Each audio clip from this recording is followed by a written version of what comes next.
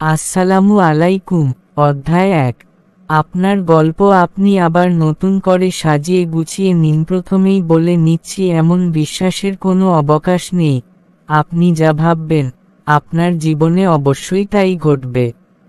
আত্মবিশ্বাস মানে আত্মদাসত্ব নয়, নিজের মনের পূজা নয়। আল্লাহ তাআলা আপনাকে যা দেবেন, আপনি তাই পাবেন। বেশিও নয়, কমও নয়। তাহলে নিজেকে সাজিয়ে গুছিয়ে নেওয়ার অর্থ কি? এর অর্থ হচ্ছে আপনি যেমন চেষ্টা করবেন, আল্লাহ তাআলা আপনাকে তেমন দান করবেন। অর্থাৎ নিজের সর্বস্ব দেওয়ার পর একমাত্র আল্লাহর ওপর ভরসা করা জরুরি। ভালো মন্দ ফলাফল আল্লাহ তাআলারই নির্ধারণ। কাজ করার দায়িত্ব আপনার, ফলাফল নির্ধারণের মালিক আল্লাহ তাআলা। এই কথা যত দ্রুত মন থেকে মেনে নেবেন ততই আপনার জন্য ভালো। এবার চলুন নিজের গল্প নিজে সাজিয়ে গুছিয়ে নেওয়ার কথায় আসি। গল্প বলতে কি বোঝানো হচ্ছে? আপনি এখন বর্তমানে আছেন। গল্প অতীতের হয় এবং ভবিষ্যতেরও হয়। গল্পের বর্তমানে থাকে কাজ অথবা অলসতা।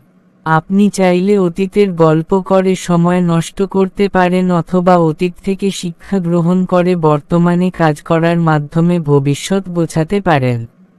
এই মুহূর্তে যদি ভবিষ্যৎ নিয়ে ভাবেন এবং কাজ করেন, এর অর্থ হচ্ছে আপনি ভবিষ্যতের জন্য আজকে একটি গল্প তৈরি করছেন।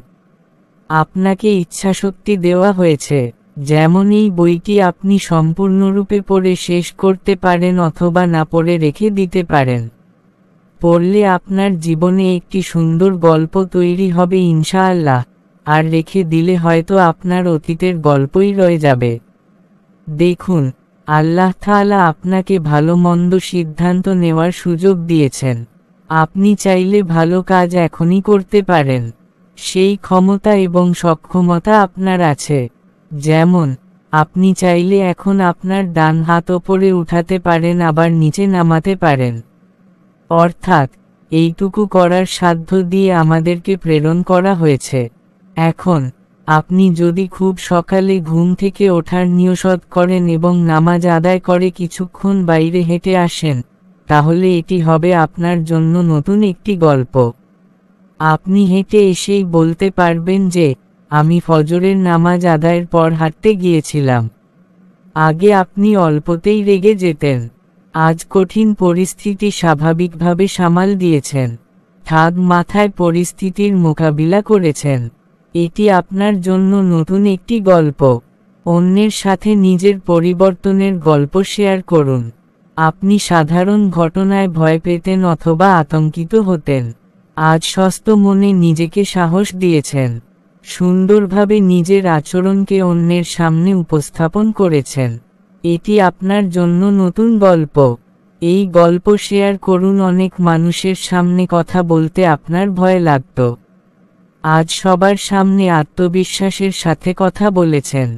আপনার জন্য এটি অনেক সুন্দর একটি গল্প। নিজের অর্জনের জন্য আনন্দিত হন। আজ কোনো গরিবকে সহযোগিতা করতে পেরেছেন, তাই আপনার জীবনে এটি অনেক সুখের গল্প। এমন গল্প আরও তৈরি করুন। প্রতিদিন ছোট্ট ছোট্ট গল্প তৈরি করুন। এভাবেই একদিন অনেক সুন্দর একটি জীবন আপনি নিজেকে উপহার দিতে পারবেন ইনশাআল্লাহ। একটু ভেবে দেখুন, আজ পর্যন্ত আপনি যা কিছু করেছেন, ভালো অথবা মন্দ, তার সবই আপনার মনের জগতে গল্প হয়ে বসবাস করছে। অতএব ভবিষ্যতের জন্য সুন্দর কিছু গল্প আজ তৈরি করুন।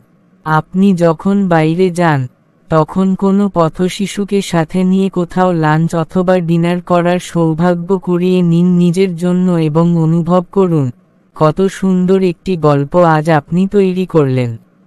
নিজের সাথে প্রতিশ্রুতিবদ্ধ হন, প্রতিদিন কোনো না কোনো নতুন গল্প সাজিয়ে গুছিয়ে নিবেন নিজের ভবিষ্যতের জন্য ইনশাআল্লাহ। আপনি নিজেই আপনার গল্পের লেখক, পরিচালক এবং প্রধান অভিনেতা। মনে করুন, আপনি একটি বই লিখছেন। লেখা চলছে, ছাপা হয়নি। যে কোনো অধ্যায় এখনও পরিবর্তন করা সম্ভব। কোন অভ্যাস, আচরণ এবং বিশ্বাসগুলো পরিবর্তন করা সম্ভব, এখনই ভাবতে শুরু করুন। আপনার জীবনের গল্প যদি আপনি পরিবর্তন করতে চান, তাহলে এখনই তা পরিবর্তন করে ফেলুন। অতীতের গল্প মনে ধরে না রেখে নতুন গল্প তৈরিতে মনোযোগী হন। যেদিন থেকে আমি বুঝতে শিখলাম যে আল্লাহর উপর ভরসা করে কাজ করতে থাকলে জীবন অনেক মাত্রায় পরিবর্তন হয়, তখন থেকে এখন পর্যন্ত মনের ভেতর এই প্রক্রিয়া নিয়েই বেঁচে আছি, আলহামদুলিল্লাহ। আপনার অতীত জীবনে কি ঘটেছিল তাতে গুরুত্ব না দিয়ে আপনার ভবিষ্যৎ জীবন আপনি সুষ্ঠুভাবে গড়ে তুলবেন, এই প্রতিজ্ঞা করুন। অতীত থেকে শিক্ষা নিয়ে ভবিষ্যৎকে আরও সুন্দর করে গড়ে তোলা যায়। আপনি নিজেকে পুনরায় উদ্ভাবন বা তৈরি করতে পারেন। প্রতিটি দিনই নতুন করে জীবন শুরু করার সুযোগ নিয়ে আসে।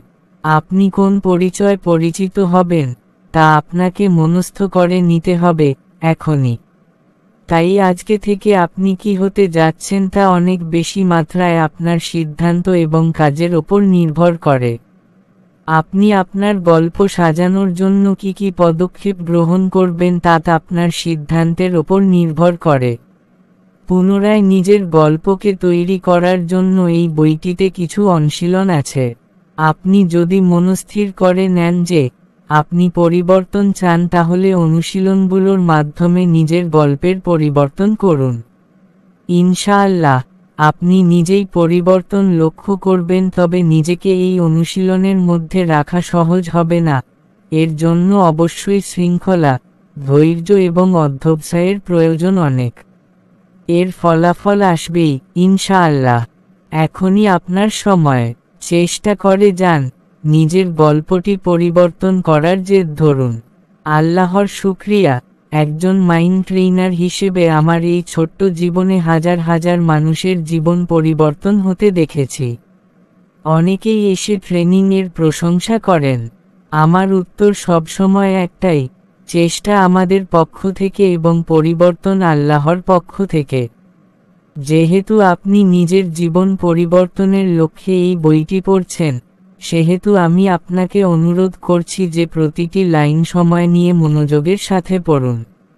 বইয়ের কোনো লাইনে বা কোনো কথায় যদি এমন মনে হয় যে আমি আপনাকে আপনার সৃষ্টিকর্তা থেকে দূরে সরিয়ে আপনার ওপর বিশ্বাস করতে বলছি, তাহলে ধরে নেবেন যে আমি লিখে বোঝাতে পারিনি অথবা ভুল করে লিখেছি। সৃষ্টিকর্তার সন্তুষ্টি ছাড়া কোনো সফলতা নেই। বইটি শেষ পর্যন্ত পড়তে থাকুন এবং নিজেকে গড়তে থাকুন। দ্বিতীয় অধ্যায় পাওয়ার জন্য চ্যানেলটিকে ফলো দিয়ে বেল আইকনটি বাজিয়ে দিন। দেখা হবে দ্বিতীয় অধ্যায়।